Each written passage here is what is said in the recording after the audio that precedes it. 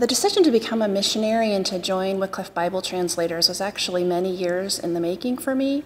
I was the little girl on the front row at church 30 years ago who was just riveted by the stories that were told by the missionaries that came to visit, learning about Bible translation at a very young age. I had parents who were involved in short-term mission trips for as long as I can remember, and I sat under the preaching and teaching of a grandfather who just saw so clearly the role of the local church in raising up missionaries and sending them out.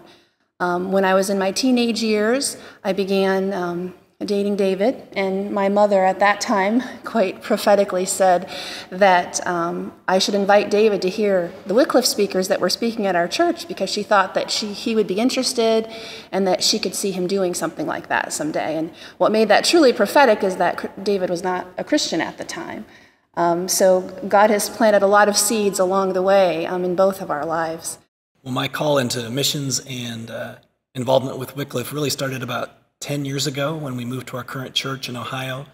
And it was there that God really put a desire in my heart for the first time to know him by reading and studying his word. So for several years after that, I just immersed myself in the Bible, immersed myself in many different books about the Christian faith. And it was then that I felt him calling me into some kind of ministry. I wasn't sure exactly whether it was missions or something else, but I knew that whatever he was calling me to, I needed to get more training for. So in the summer of 2010, I started to take classes online through Reformed Theological Seminary.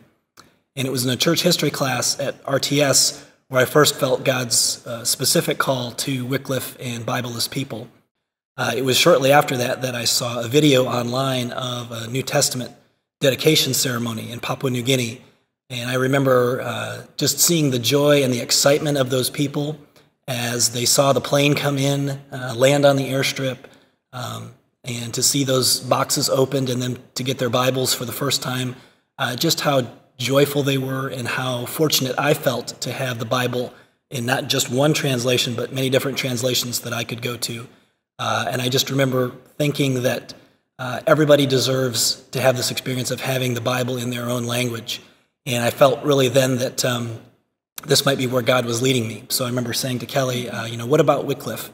It was actually about 9 months ago that we watched God really just bring all of the practical concerns of our lives, our financial concerns, just logistical things. He just really brought it all into harmony and put everything in place. And it was at that time that we really just had a strong sense that it was time and that God was calling us to join Wycliffe and to take that step. And so we did.